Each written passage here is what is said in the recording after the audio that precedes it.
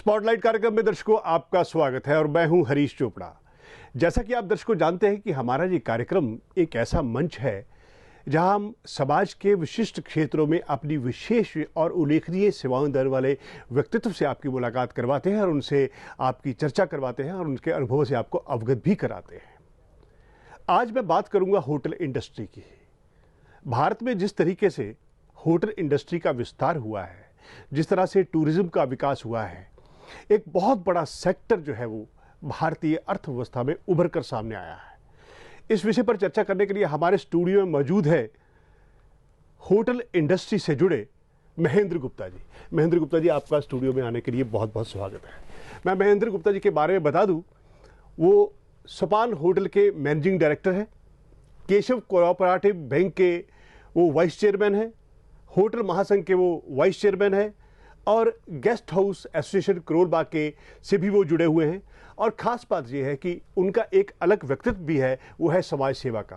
Town vending committee के वो सदस्य भी रहे। तो महेंद्र गुप्ता जी, मेरा पहला सवाल आपसे होटल इंडस्ट्री के बारे में है। आज देश की अर्थव्यवस्था में होटल इंडस्ट्री जो है वो एक महत्वपूर्ण योगदान दे रही है। देश की अर्थव्यवस्था में होटल इंडस्ट्री का कितना महत्वपूर्ण योगदान है? हर देश की इकोनॉमी के लिए एक होटल इंडस्ट्री जो है उसकी इकोनॉमिक ग्रोथ के लिए बहुत ही महत्वपूर्ण है। ख़ास तौर से हमारे देश यानी भारत के लिए जो होटल इंडस्ट्रीज़ है अभी डेवलपिंग स्टेज पर है।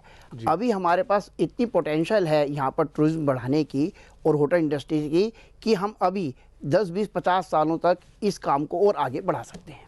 अच्छा, होटल इंडस्ट्रीज की चैलेंजेस क्या क्या है? क्या क्या समस्याओं का सामना करना? देखिए, यहाँ सबसे ज़्यादा जो हमारे देश में एक समस्या है वो ये है कि हमारे पास प्लानिंग नहीं है टूरिज्म की। टूरिज्म को प्रमोशन करने के लिए भारत सरकार की पुराने जो 20, 30, 50 सालों में कोई हमने कंक्रीट किसी भी स्टेट ने या किसी भी सेंट्रल गवर्नमेंट ने एक पॉलिसी, कंक्रीट पॉलिसी नहीं बनाई, जिसके कारण क्या है कि ये बेतरतीब बिना किसी दिशा से ये टूरिज्म यहाँ पर जो ग्रो कर रहा है, जो भी अपने आप कर रहा है वो अपने आप कर रहा है।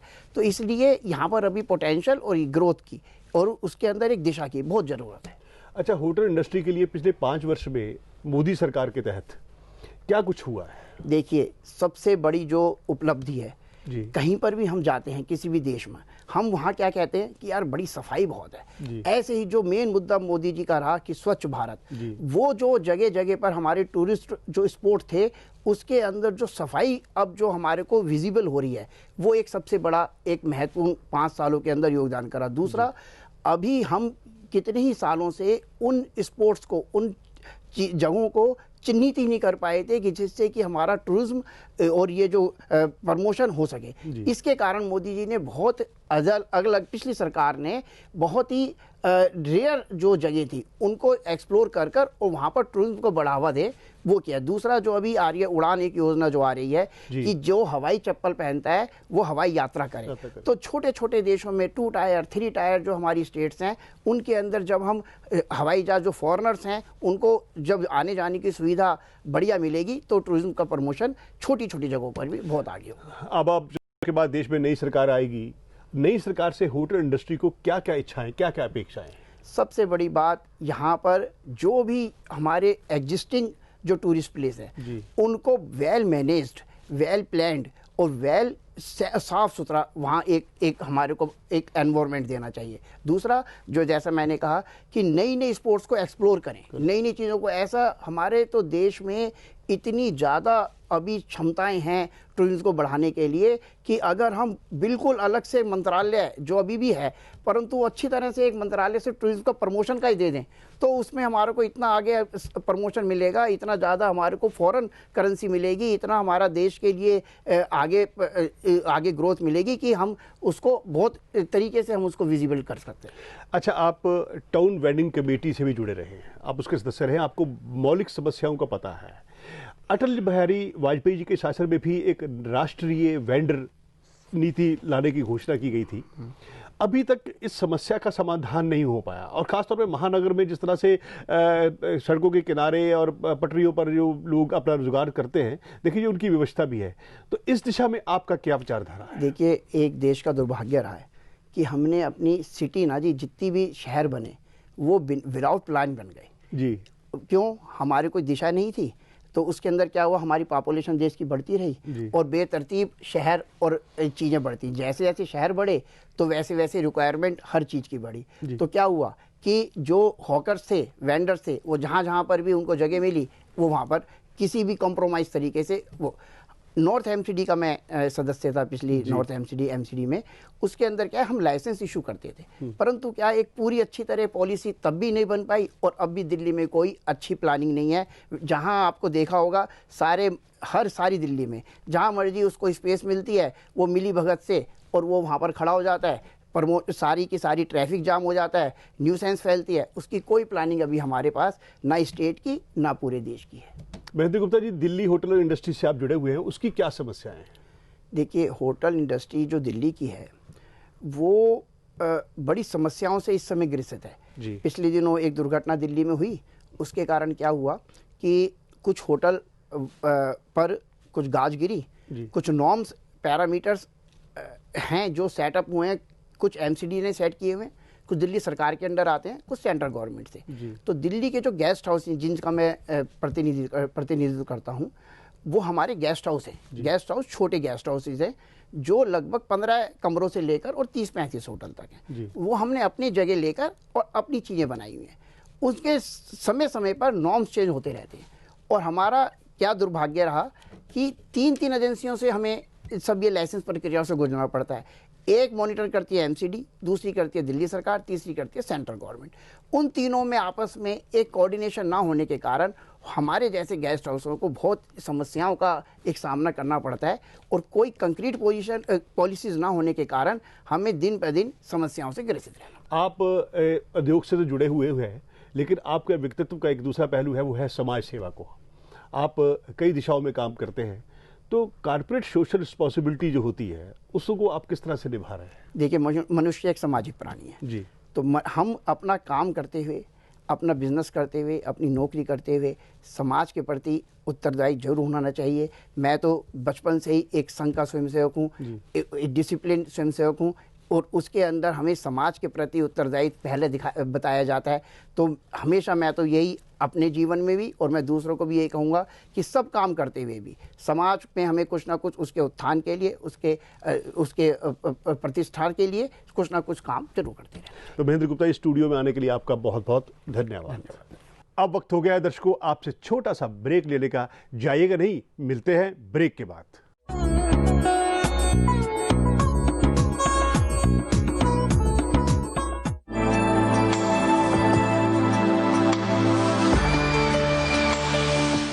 हमारे स्टूडियो में मौजूद है प्रख्यात समाज सेविका नीरजा झा सुबोई, जो कि बहुत सारी संस्थाओं से जुड़ी हुई हैं। उनका ताल्लुक बिहार से है, लेकिन उन्होंने विदर्भ क्षेत्र के किसानों के लिए भी काम किया है। मौजूदा दौर में वो जनता दल यू के लिए प्रचार करने के लिए उन्हें विशेष रूप से वशिष्ठ नारायण सिंह ने आमंत्रित किया है। आइए करते हैं उनसे बातचीत। नीरजा जी, आपकी पृष्ठभूमि बहुत व्यापक रही है, बहुत आपके व्यक्तित्व के बहुत सारे पहलू हैं। आपने समाज सेवा भी किया, आपने विदर्भ के किसानों के बारे में भी अध्ययन किया और भी काम किया। अब आपको जनता दल यू की विचारधारा के प्रचार एवं प्रसार के लिए विशेष रूप से आमंत्रित किया गया है। तो आप बिहार के चुनाव में जाकर के मतदाताओं से संपर्क कैसे कायम करेंगे आप?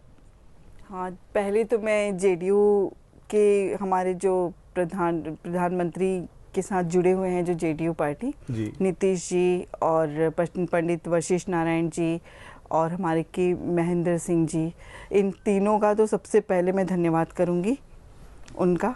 और दूसरी चीज़ है दिशा टीवी से हरीश जी, आपको सबसे पहले मैं धन्यवाद उनके लिए भी करूंगी, क्योंकि उन्होंने मौका दिया आपने मुझे बोलने का, क्योंकि पहले बार ही मैं जाके कैंपेनिंग कर रही हूँ और उनकी विचारधारा को लोगों के सामने दिखाऊंगी, बताऊंगी कि क्या क्या उन्होंने काम किया। सब देखो, मैं ट्राई कर रही हूँ जाके पहली बार और होप मैं सक्सेस हो जाऊंगी। उन्होंने जो आप कौन-कौन से इलाके में जाएंगी?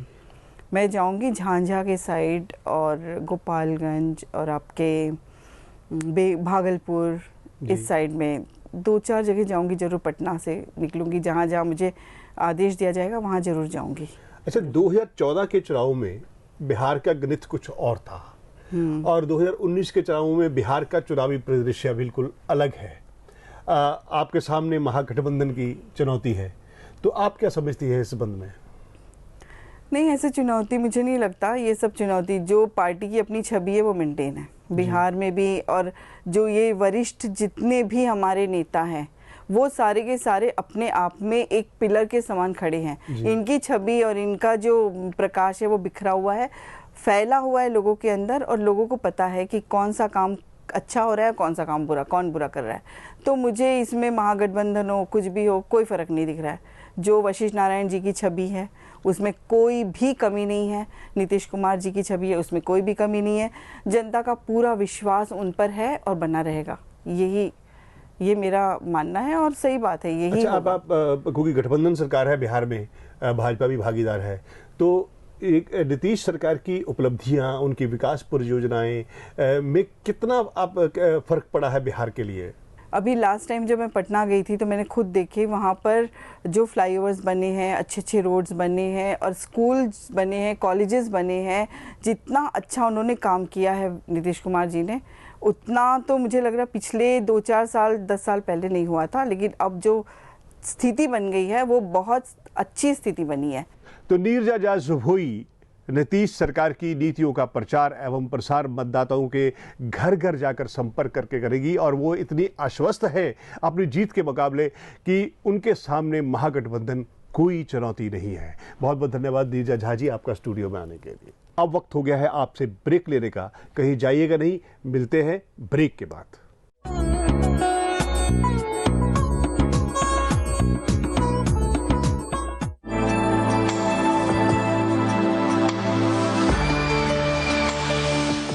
ब्रेक के बाद दर्शकों फिर से आपका स्वागत है। कार्यक्रम के इस खंड में हम चर्चा करेंगे देश के मौजूदा चल रहे राजनीतिक परिदृश्य की, क्योंकि आम चुनाव बहुत नज़दीक हैं। जिस प्रकार से मतदान के दिन नज़दीक आते जाते हैं, लोगों की उत्सुकता, लोगों की जिज्ञासा भी उतनी ही बढ़ जाती है।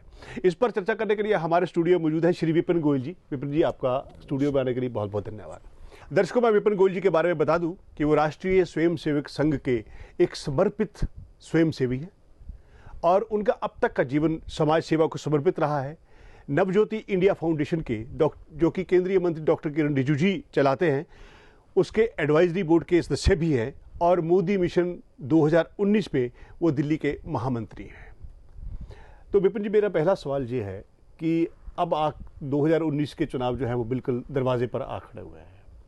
एक संघ के समर्पित कार्यकर्ता होने के नाते निश्चित रूप से आपका झुकाव भारतीय जनता पार्टी की तरफ होगा, लेकिन आप सही आंकलन करके बताइए, क्या मोदी सरकार की 5 वर्ष की उपलब्धियां अपनी कसौटी पर खरी उतरी?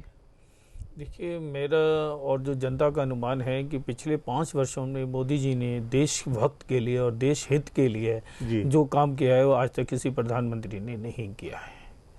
और मुझे आज जो मैं जनता में जाता हूँ, जब मैं किसी रेस्टोरेंट में भी जाता हूँ, वेटर से भी पूछता हूँ और किसी रिक्शा वाले से भी पूछता हूँ और व्यापारी से भी पूछता हूँ, वो कहते हैं कि अगर हमारे देश के अंदर आज एक प्रधानमंत्री है जो श्री नरेंद्र मोदी जी हैं, वो एक अच्छी सरकार इन्होंने पिछले 5 साल में दी भी, आगे भी मुझे हमें उम्मीद है कि ये पिछले अगले 5 वर्ष में भी अच्छी सरकार दे सकते हैं। आप मिशन 2019 से भी जुड़े हुए हैं। हाँ जी। मोदी सरकार की नीतियों को, उनकी उपलब्धियों को अब जन जन तक पहुंचाने का, हर घर घर तक उसे बात को अवगत कराया जाना चाहिए कि सरकार की क्या उपलब्धि है, उसके लिए आप क्या कर रहे हैं? देखिए, हम घर घर जा रहे हैं, पर टीवी प्रचार के माध्यम से, पेपर प्रदान के माध्यम से, और पर्सनली व्यक्तिगत मिलकर हमारे जितने कार्यकर्ता हैं घर घर जाकर लोगों को बता रहे हैं। और कुछ तो लोगों को खुद ही पता है कि हमें इतना प्रचार की ज़रूरत नहीं है। जैसे 9 करोड़ में घर के सिलेंडर गए हैं और हर घर घर बिजली गई है, और उज्ज्वल योजना जो अभी चल रही हैं, 160 योजनाएं मोदी जी ने इस 5 साल में शुरू करी हैं। जनधन योजना शुरू करी है। इनका टारगेट है कि देश के अंदर विकास होना चाहिए, और विकास के जिस तरह के कार्यक्रम मोदी जी ने किए हैं, कि उस हिसाब से मैंने जो देखा है कि हमारा जो जन जन व्यक्ति है वो मोदी जी से इतना उत्साहित है, और वो मुझे पूरी उम्मीद है 2019 में पहले से बड़ी सरकार देगी और एक पूर्ण बहुमत की सरकार बनेगी। तो दर्शकों, विपिन गोयल जी ने बताया कि देश का और राष्ट्र का मूड क्या है उनके नज़रिए से। तो विपिन जी, आपका स्टूडियो में आने के लिए बहुत बहुत धन्यवाद। तो दर्शकों, अब वक्त हो गया है आपको अलविदा कहने का। नए कार्यक्रम में नई शख्सियतों के साथ आपके सामने रूबरू होंगे। तब तक के लिए धन्यवाद।